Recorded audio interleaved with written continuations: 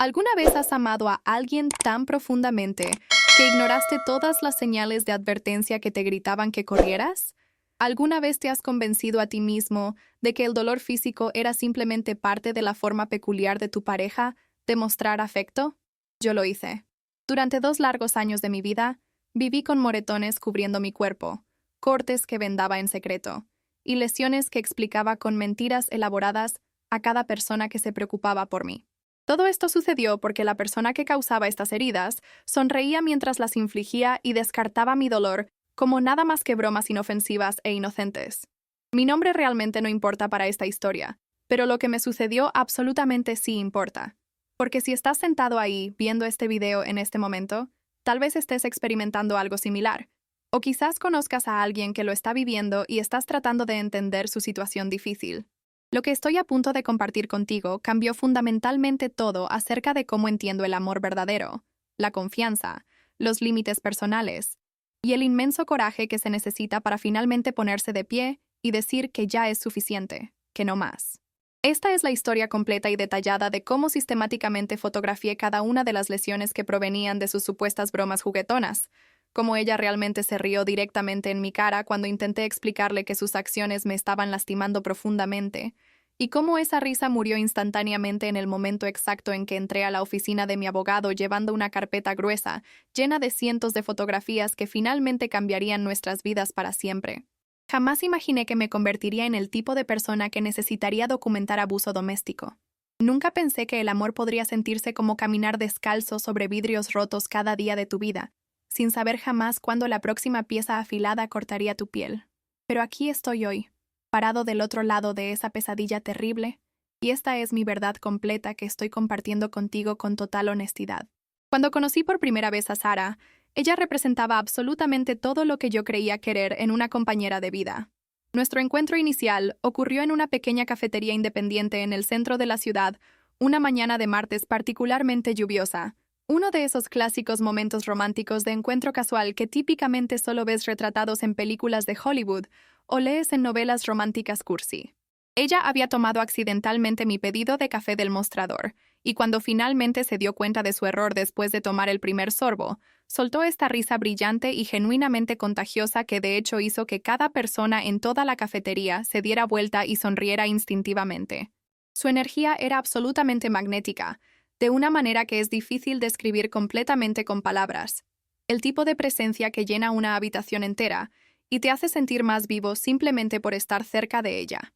Se disculpó profusamente y repetidamente, insistiendo en comprarme un café de reemplazo inmediatamente, y de alguna manera, a través de esa simple interacción, terminamos hablando continuamente durante 3 horas completas, los dos completamente perdiendo nuestras respectivas reuniones de trabajo, y genuinamente sin importarnos ni un poco las consecuencias profesionales. Ella era notablemente ingeniosa, demostrablemente inteligente, profundamente apasionada por su carrera como diseñadora gráfica, y poseía esta habilidad increíble de hacerme sentir como si fuera la persona más interesante e importante en el mundo entero.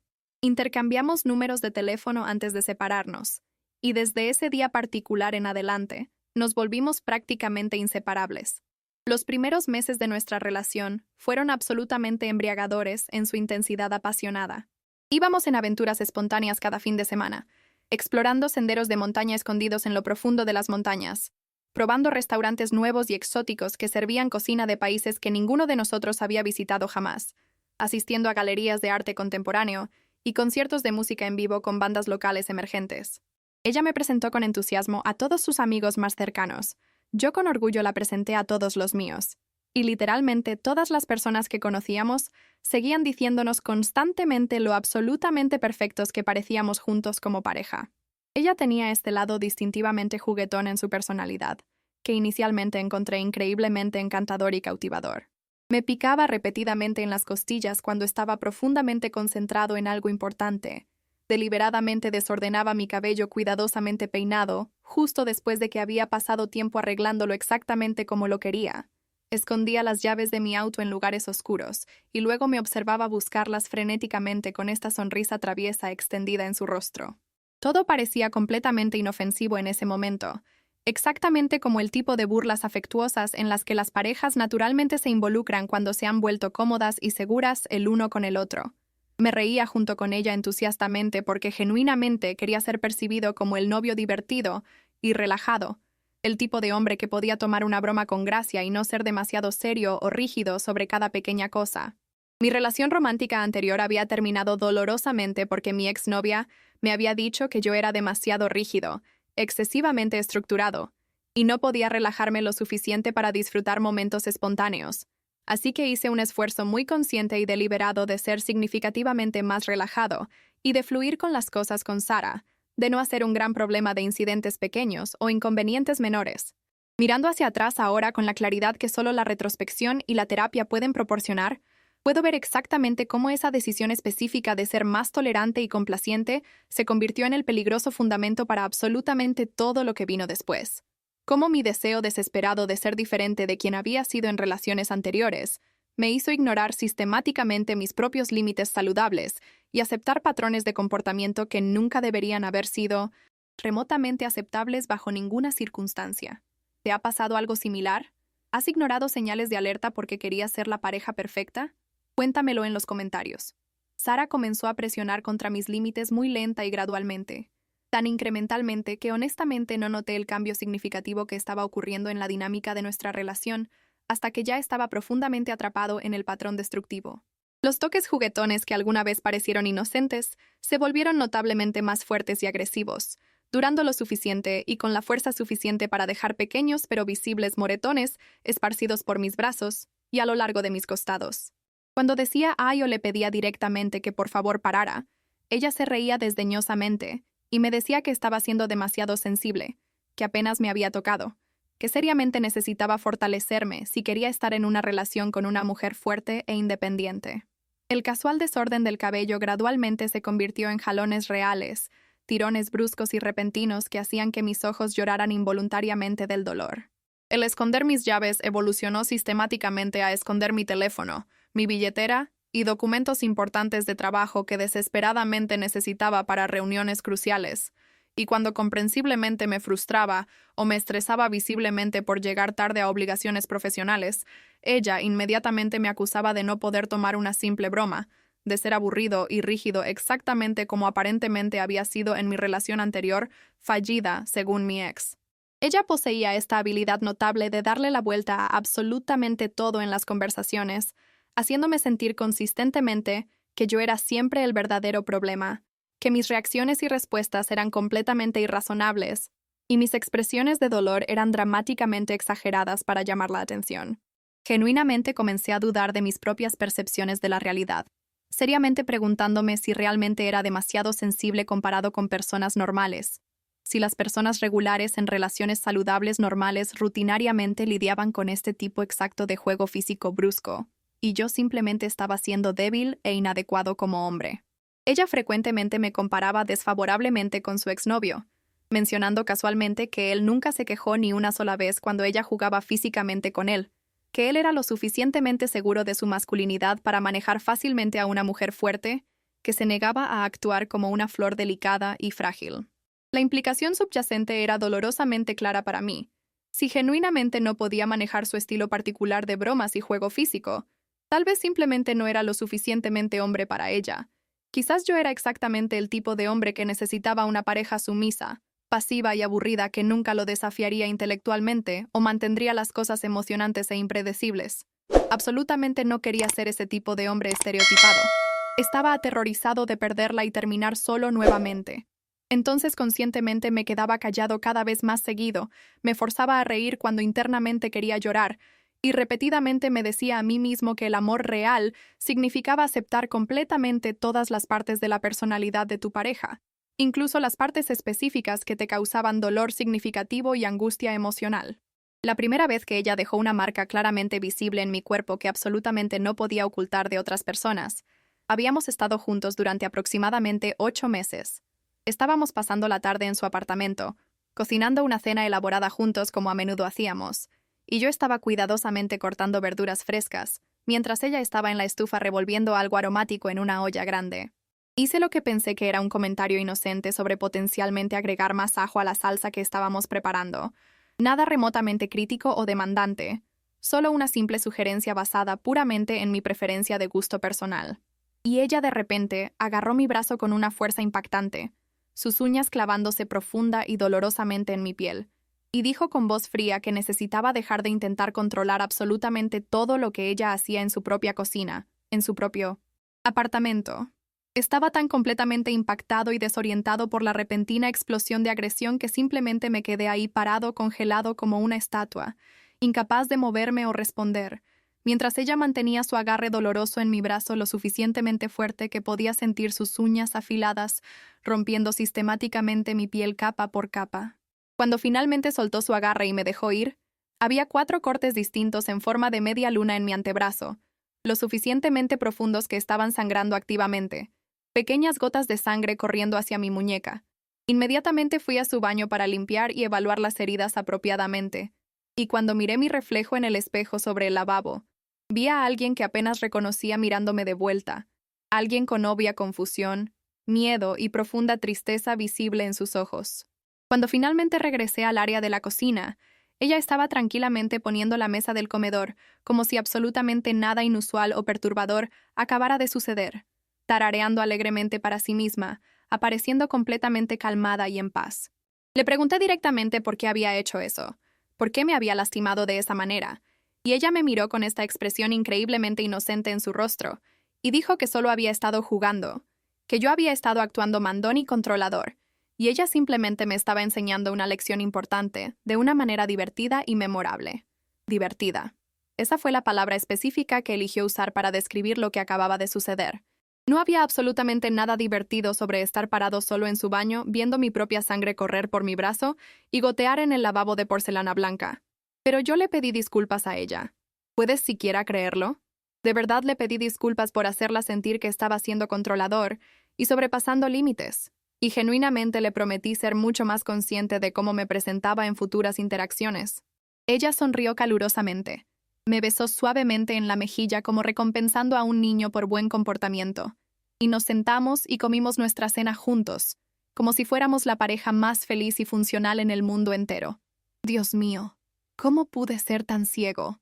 Después de ese incidente particular perturbador, las cosas escalaron dramáticamente de maneras que nunca podría haber predicho o para las que podría haberme preparado mentalmente. Las lesiones se volvieron significativamente más frecuentes, más creativamente variadas en naturaleza y más deliberadamente colocadas en partes de mi cuerpo que estarían ocultas de la observación casual de otros. Ella pellizcaba la piel suave y sensible en el interior de mis brazos con sus uñas, dejando moretones morados oscuros que tomaban literalmente semanas en desaparecer completamente. Ella deliberadamente pisaba fuerte mis pies con sus tacones altos cuando estábamos juntos en lugares públicos, sonriendo dulce y encantadoramente a otras personas alrededor de nosotros, mientras yo desesperadamente trataba de no cojear visiblemente o mostrar signos de dolor. Ella de repente me empujaba con fuerza contra paredes o piezas de muebles cuando estábamos solos juntos en espacios privados, siempre apuntando a lugares en mi cuerpo donde los golpes, moretones y lesiones menores resultantes no serían inmediatamente visibles para otros que me vieran. Ella realmente me quemó una vez con un cigarrillo encendido cuando le dije que pensaba que deberíamos pasar un fin de semana separados para que yo pudiera manejar a casa y visitar a mi familia a quienes no había visto en meses. Simplemente presionó calmadamente el extremo encendido contra mi hombro desnudo, y lo mantuvo ahí firmemente por un segundo completo, mientras mantenía contacto visual directo conmigo. Luego se rió y dijo que solo me estaba mostrando cuánto me extrañaría mientras estuviera fuera, que la quemadura serviría como un recordatorio físico de ella mientras estuviera visitando a mis padres.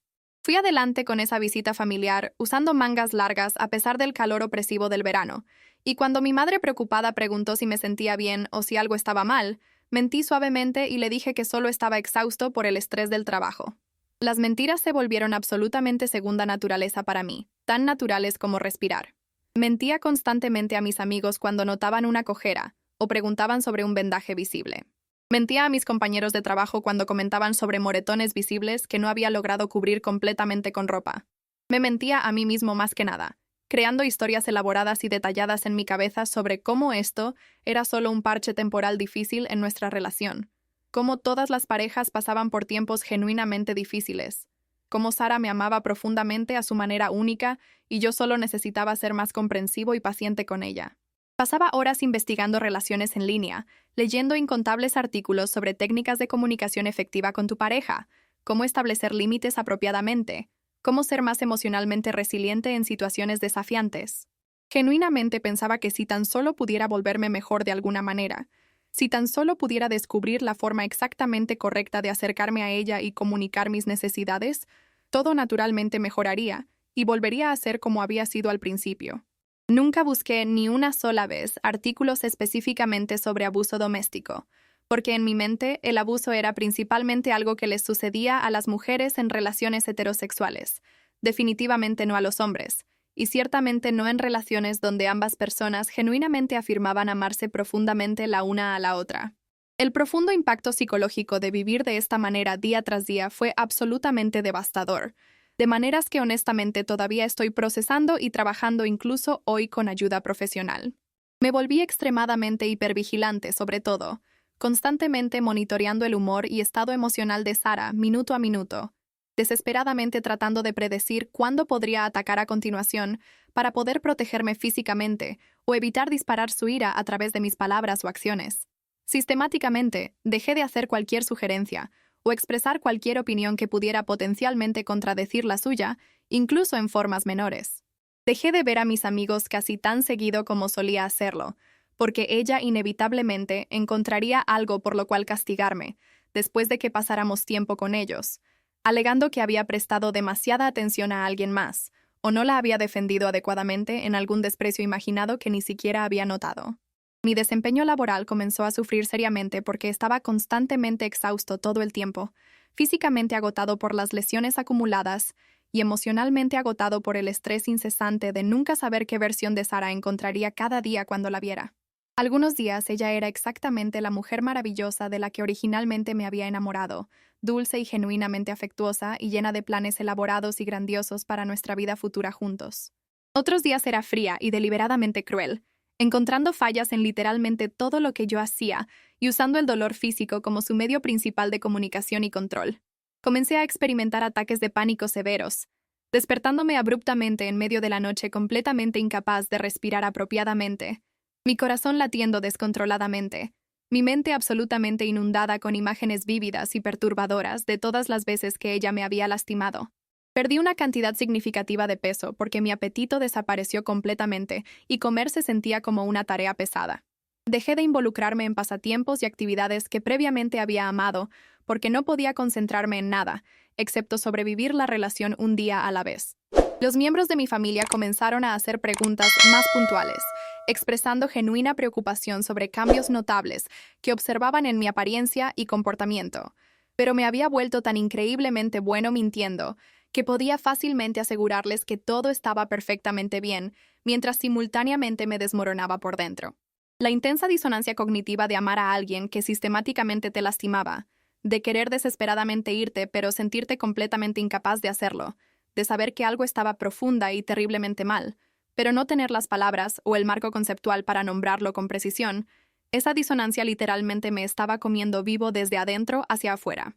Imagínate vivir en ese infierno constante, sintiéndote atrapado sin escape posible. El día específico en que tomé la decisión consciente de comenzar a documentar sistemáticamente todo, fue la mañana después de que ella lanzó un vaso pesado a mi cabeza durante una discusión sobre de quién era el turno de sacar la basura. El vaso estrechamente falló mi cabeza, pero se estrelló violentamente contra la pared directamente detrás de mí, y un fragmento afilado de vidrio roto rebotó y cortó mi mejilla. No fue un corte extremadamente profundo, pero estaba en mi cara, absolutamente imposible de ocultar de la vista, y sabía con certeza que tendría que explicarlo a múltiples personas en el trabajo al día siguiente. Estaba sentado solo en el baño a las 3 de la madrugada, cuidadosamente limpiando el corte y aplicando un vendaje, cuando capté mi reflejo en el espejo, y genuinamente no reconocí a la persona que me miraba de vuelta. Mi cara se había vuelto demacrada y hueca, mis ojos aparecían muertos y vacíos, y había esta postura derrotada en mis hombros que hablaba de alguien que había rendido completamente la lucha. En ese momento de claridad brutal y dolorosa, me di cuenta que fundamentalmente tenía dos opciones frente a mí. Podía continuar por este mismo camino exacto y eventualmente terminar seriamente lesionado o muerto, porque el patrón claro de escalada era innegable y obviamente no iba a detenerse o mejorar. O podía comenzar a pelear de vuelta inteligentemente, no físicamente, lo cual solo empeoraría las cosas, sino documentando sistemáticamente lo que estaba sucediendo para que cuando finalmente encontrara el coraje de irme, tendría prueba concreta de que esto no estaba todo en mi cabeza, que no estaba loco o débil o demasiado sensible como ella seguía insistiendo que era. Saqué mi teléfono con manos temblorosas y tomé la primera fotografía del corte en mi mejilla. Luego lentamente me quité la camisa y fotografié todos los moretones cubriendo mis brazos, mis costillas, mi espalda. Fotografié la cicatriz de quemadura en mi hombro que nunca había sanado apropiadamente. Fotografié absolutamente todo lo visible. Y con cada clic de la cámara, sentí que estaba recuperando una pequeña pero significativa pieza de mi poder personal, documentando mi verdad de una manera que no podía ser fácilmente negada o reenmarcada o descartada con risas desdeñosas. Desde esa noche específica en adelante, religiosamente fotografié cada lesión que ella causaba. Mantuve todas las fotos cuidadosamente organizadas en una carpeta protegida con contraseña en mi teléfono, meticulosamente ordenadas por fecha, cada una sirviendo como una pieza de evidencia innegable de que lo que estaba experimentando era real y malo, y absolutamente no era mi culpa. Te juro, esas fotografías se convirtieron en mis salvavidas hacia la libertad. Vivir con alguien que sistemáticamente me lastimaba, mientras simultáneamente reunía evidencia en su contra, creó esta extraña e incómoda doble vida, que tomó un enorme peaje emocional en mi bienestar. Tenía que pretender que todo estaba completamente normal, que todavía la amaba profundamente, que sus bromas no me molestaban en absoluto, todo mientras cuidadosamente documentaba cada incidente y secretamente planeaba mi eventual escape. Había numerosos momentos cuando casi borré todas las fotografías, cuando Sara tendría un día genuinamente bueno y sería amable conmigo, y pensaría que tal vez estaba reaccionando exageradamente a todo. Tal vez las cosas realmente no estaban tan mal. Tal vez debería darle otra oportunidad de cambiar su comportamiento. Pero luego otro incidente violento inevitablemente sucedería. Otro moretón florecería en mi piel, y recordaría exactamente por qué comencé a documentar en primer lugar. Comencé a investigar abogados que específicamente se especializaban en casos de violencia doméstica, leyendo testimonios cuidadosamente, tratando de descubrir quién realmente podría tomarme en serio como víctima masculina. Las estadísticas que encontré durante mi investigación fueron genuinamente aleccionadoras y deprimentes. Las víctimas masculinas de violencia doméstica son significativamente menos propensas a reportar abuso o buscar ayuda profesional debido al estigma social, vergüenza personal y profundo miedo de no ser creídos o tomados en serio por las autoridades. Muchas personas todavía operan bajo la suposición desactualizada de que los hombres simplemente no pueden ser abusados por mujeres, porque los hombres son supuestamente físicamente más fuertes, ignorando completamente las dinámicas complejas de manipulación psicológica, el elemento crucial de sorpresa, y el hecho simple de que el abuso fundamentalmente no se trata de fuerza física, sino de poder y control. Encontré varios grupos de apoyo en línea específicamente para sobrevivientes masculinos de violencia de pareja íntima, y leer sus historias personales me ayudó a sentirme menos solo, menos como si fuera algún tipo de anomalía bizarra o fracaso como hombre. Estos eran hombres de todos los ámbitos de la vida, diferentes orígenes, diferentes profesiones, todos compartiendo la experiencia traumática común de ser lastimados por alguien que afirmaba amarlos y luchando con si quedarse o irse, si reportar o permanecer en silencio, si de alguna manera merecían lo que estaba sucediendo, o si tenían el derecho de esperar mejor trato. En serio, ¿te imaginas sentirte tan perdido y solo en tu propio sufrimiento? El punto de quiebre absoluto llegó en una tarde de sábado a principios de octubre. Habíamos estado juntos por casi exactamente 2 años para ese momento, y había estado secretamente documentando por aproximadamente 4 meses. Se suponía que íbamos a encontrarnos con algunos de sus amigos para almorzar en un restaurante de moda en el centro, y yo llegaba solo unos minutos tarde porque me había detenido a comprar sus flores favoritas como una sorpresa para esperanzadamente mejorar su humor. Cuando llegué a su apartamento llevando el hermoso ramo, ella estaba absolutamente furiosa sobre el retraso de 5 minutos, descartando completamente mi explicación y las flores caras que había traído pensativamente. Ella agarró las flores violentamente de mis manos y comenzó a golpearme con ellas, lo cual honestamente suena casi cómico cuando lo describo ahora, excepto que me estaba golpeando lo suficientemente fuerte que los tallos gruesos y las espinas afiladas estaban activamente cortando mis brazos y cara. Cuando las flores eventualmente se desarmaron por la fuerza, ella agarró un pesado florero de cerámica de la mesa de su entrada y me lo lanzó con fuerza considerable. Logré esquivarlo en el último segundo, pero golpeó la pared detrás de mí y se hizo pedazos en numerosos fragmentos, enviando piezas volando en todas direcciones. Una pieza particularmente grande y afilada golpeó mi pierna, causando una herida profunda que inmediatamente comenzó a sangrar abundantemente, sangre empapando mis jeans casi instantáneamente. Me quedé ahí parado en completo shock, sangre corriendo por mi pierna, rodeado de cerámica rota y flores destruidas, y algo fundamental dentro de mí finalmente se rompió. No hacia ira o violencia de represalia, sino hacia claridad absoluta. Claridad cristalina e innegable de que esta situación nunca mejoraría, que genuinamente merecía mejor trato, que quedarme más tiempo podría literalmente matarme. Le dije firmemente que me iba inmediatamente, y su respuesta fue reírse y decirme que estaba siendo excesivamente dramático como siempre, que estaba arruinando nuestros planes con sus amigos, que necesitaba limpiar el desastre que supuestamente había causado y dejar de actuar como un niño. Cogé al baño, fotografié la herida profunda en mi pierna y los numerosos cortes en mis brazos y cara. Luego me vendé lo mejor que pude con manos temblorosas. Salí de su apartamento ese día y nunca volví. Ay, no sabes el alivio que sentí al cerrar esa puerta por última vez. Las siguientes semanas fueron un borrón intenso de actividad mientras avanzaba determinadamente con acción legal. Encontré una abogada que se especializaba específicamente en casos de violencia doméstica y tenía experiencia extensa representando víctimas masculinas. Su nombre era Jennifer Martínez, y lo primero que me dijo durante nuestra consulta inicial fue que me creía completamente, que lo que había experimentado era absolutamente abuso independientemente de mi género, y que tenía todo el derecho de buscar protección y justicia. Le mostré la carpeta extensa de fotografías que había estado coleccionando, cientos de imágenes documentando lesiones abarcando 4 meses. Su expresión cambió de simpatía profesional a shock genuino, mientras lentamente se desplazaba por ellas en mi teléfono. Me dijo que había hecho exactamente lo correcto al documentar todo tan exhaustivamente, que la evidencia fotográfica con marcas de tiempo claras sería crucial para mi caso. Discutimos todas mis opciones disponibles en detalle. Una orden de restricción, presentar cargos criminales por asalto, una demanda civil por daños. Decidí perseguir las 3 simultáneamente porque quería que Sara enfrentara consecuencias reales y significativas por sus acciones, y quería asegurar que no pudiera hacer esto a alguien más en el futuro. Jennifer me ayudó a escribir una línea de tiempo detallada de nuestra relación entera, anotando cada incidente que podía recordar, no solo los que había fotografiado. El proceso de escribirlo todo fue extremadamente traumático, forzándome a confrontar el alcance completo de lo que había soportado, pero también fue genuinamente catártico, transformando mis memorias dispersas y confusión en una narrativa clara y coherente que validaba mi experiencia.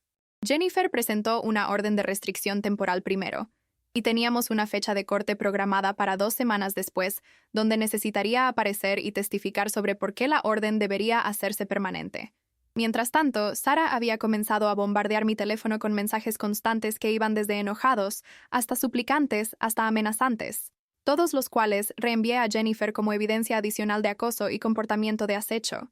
De verdad, cada mensaje que enviaba solo hacía mi caso más fuerte.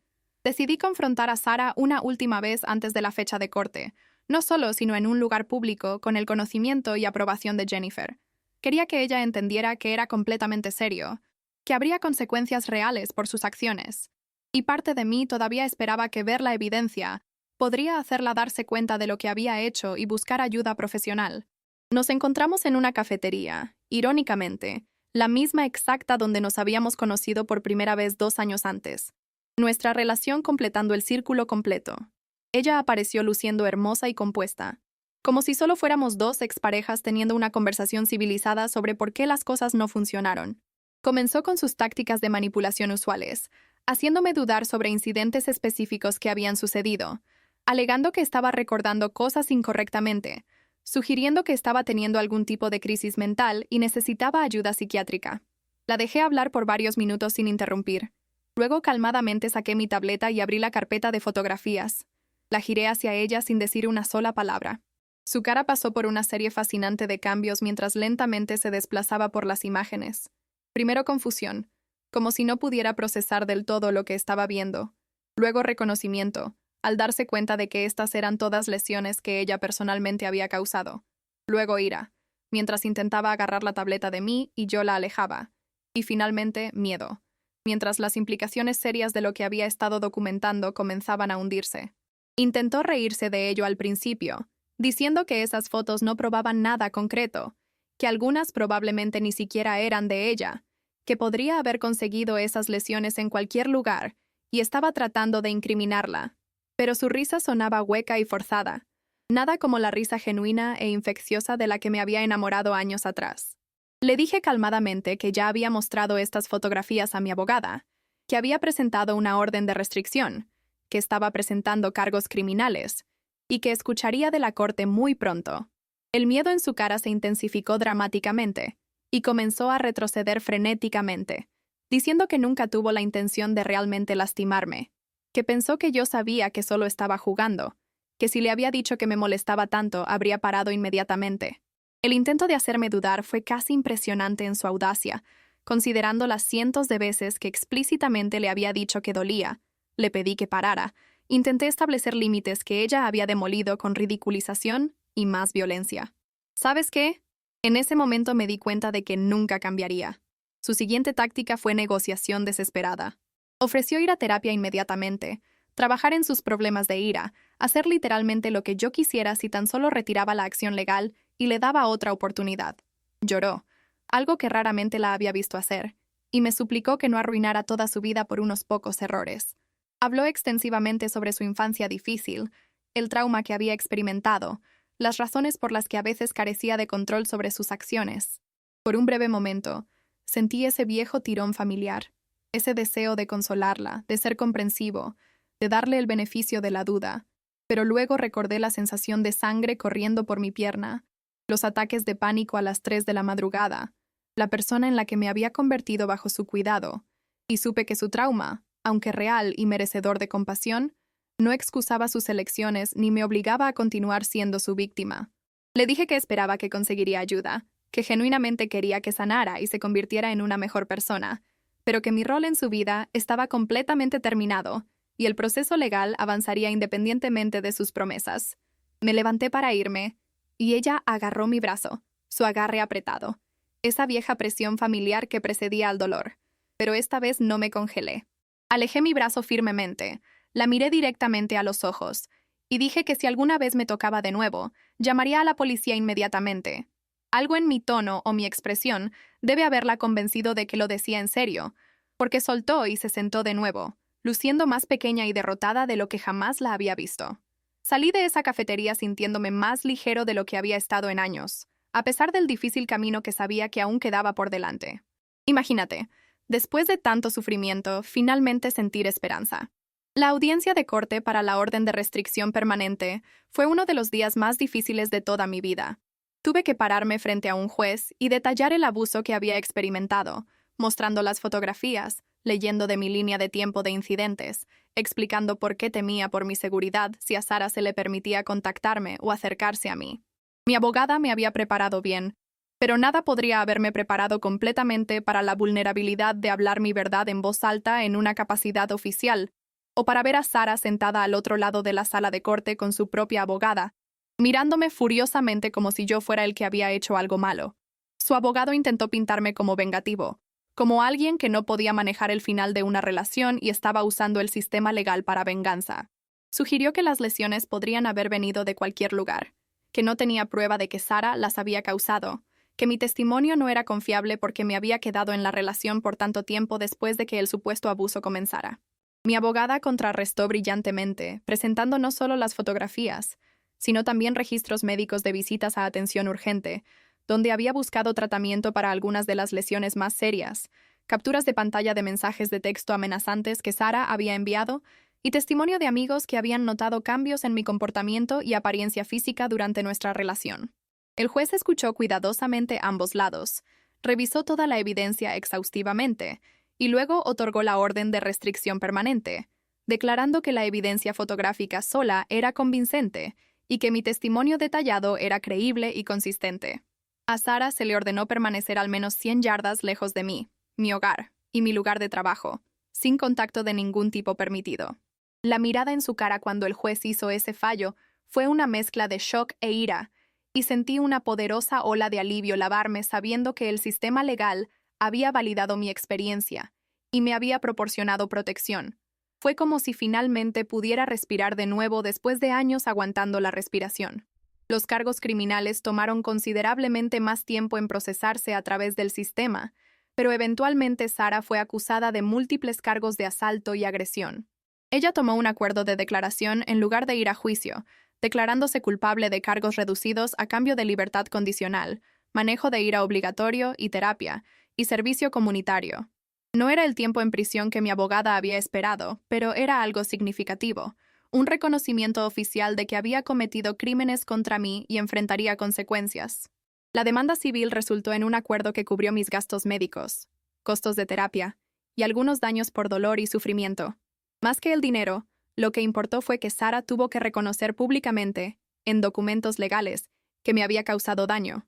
No más hacerme dudar, no más afirmar que era demasiado sensible o estaba inventando cosas, solo los hechos fríos y duros registrados en archivos de corte que cualquiera podría acceder. Escuché a través de conocidos mutuos que Sara se mudó a otro estado después de que todo se finalizó, que había perdido varias amistades por lo que sucedió, que su familia estaba decepcionada con ella. Parte de mí se sintió culpable sobre el impacto en su vida, esa vieja programación de cuidar sus sentimientos antes que los míos, pero me recordé que estas eran consecuencias de sus elecciones, no mi responsabilidad. Ella hizo su cama, ahora tiene que acostarse en ella. El proceso de sanación ha sido largo y continuo. Comencé a ver a un terapeuta que se especializaba en trauma y violencia doméstica, y a través de nuestro trabajo juntos he comenzado a entender las dinámicas complejas que me mantuvieron atrapado por tanto tiempo. Hemos hablado sobre mis experiencias de infancia que me hicieron vulnerable a la manipulación, mi miedo profundamente arraigado de ser visto como débil o poco hombre si admitía que estaba siendo abusado por mi pareja femenina, mi tendencia hacia la codependencia y el deseo de complacer a las personas, que me hizo priorizar los sentimientos de Sara sobre mi propia seguridad. He aprendido que el abuso no siempre se trata de tamaño físico o fuerza, que cualquiera puede ser una víctima independientemente del género, que lo más peligroso sobre el abuso psicológico es cómo te hace dudar de tu propia percepción de la realidad. He aprendido que el amor nunca debería doler, no así, nunca jamás. El amor real respeta límites, reconoce el dolor, busca sanar en lugar de dañar. He aprendido que merezco ser tratado con amabilidad y respeto, que pedir eso no es ser demandante o difícil, es simplemente esperar decencia humana básica. Me he reconectado con amigos de quienes me había distanciado durante la relación, y su apoyo ha sido invaluable mientras he trabajado para reconstruir mi sentido de identidad. He comenzado a perseguir pasatiempos de nuevo, redescubriendo partes de mí que habían quedado inactivas durante esos 2 años. Incluso he comenzado a salir de nuevo, aunque lenta y cuidadosamente, con mucha mejor conciencia de señales de alerta y un compromiso de honrar mis propios límites. No todos los días son fáciles. Todavía tengo momentos donde escucho algo que suena como la risa de Sara y mi cuerpo se tensa automáticamente. Todavía a veces despierto de pesadillas sobre estar atrapado sin salida. Todavía ocasionalmente dudo de mí mismo, preguntándome si reaccioné exageradamente o podría haber manejado las cosas diferentemente. Pero esos momentos se están volviendo menos frecuentes, y cuando suceden, tengo herramientas para trabajarlos y personas que me apoyan incondicionalmente. Estoy aprendiendo a amarme de nuevo, y eso es lo más importante. ¿Te ha pasado algo similar? Cuéntamelo en los comentarios, porque una de las cosas más importantes que he aprendido es que sanamos a través de la conexión y las historias compartidas. Si actualmente estás en una situación donde alguien que afirma amarte te está lastimando, por favor sabe que no es tu culpa, no es normal, y mereces ayuda. No importa si eres hombre o mujer, si el abuso es físico o emocional o ambos, si tienes lesiones visibles o cicatrices invisibles, tu experiencia es válida y hay recursos disponibles para ayudarte. Entender este contenido, verdaderamente entender que el abuso puede pasarle a cualquiera y que las víctimas merecen apoyo en lugar de juicio, ese entendimiento puede literalmente salvar vidas. Si esta historia resonó contigo, si tocó tu corazón o abrió tus ojos a algo que no habías considerado antes, por favor deja un like en este video.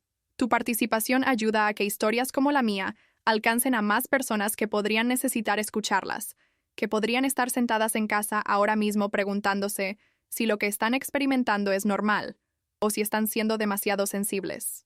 Suscríbete a Mi Verdad Revelada para más historias de supervivencia, resiliencia y el coraje que se necesita para reclamar tu vida después del trauma. Activa la campanita para que nunca te pierdas una subida, porque cada historia que compartimos aquí es un testimonio de la fuerza humana y la posibilidad de sanación. Pasé 2 años de mi vida siendo lastimado por alguien que lo llamaba amor, 4 meses cuidadosamente documentando ese dolor, y cada día desde entonces aprendiendo cómo amarme lo suficiente para nunca aceptar ese trato de nuevo. Mis fotografías sirvieron su propósito en la corte, pero más importante, sirvieron como evidencia para mí mismo de que mi dolor era real, que no estaba imaginando cosas, que tenía el derecho de buscar seguridad y justicia. Si no tomas nada más de esta historia, por favor toma esto. Tienes el derecho de estar seguro. Tienes el derecho de ser tratado con respeto. Y si alguien en tu vida está violando esos derechos, tienes el derecho de documentarlo, de buscar ayuda, de irte y de sanar. Gracias por ver, gracias por escuchar, y gracias por ser parte de una comunidad que cree a los sobrevivientes y se apoya mutuamente a través del difícil viaje de víctima a sobreviviente a triunfador. Deja tus pensamientos en los comentarios, comparte tu propia historia si te sientes cómodo, y recuerda que cada vez que hablamos nuestra verdad, hacemos un poco más fácil para la siguiente persona hablar la suya. Cuídense, trátense con amabilidad, y los veré en el próximo video.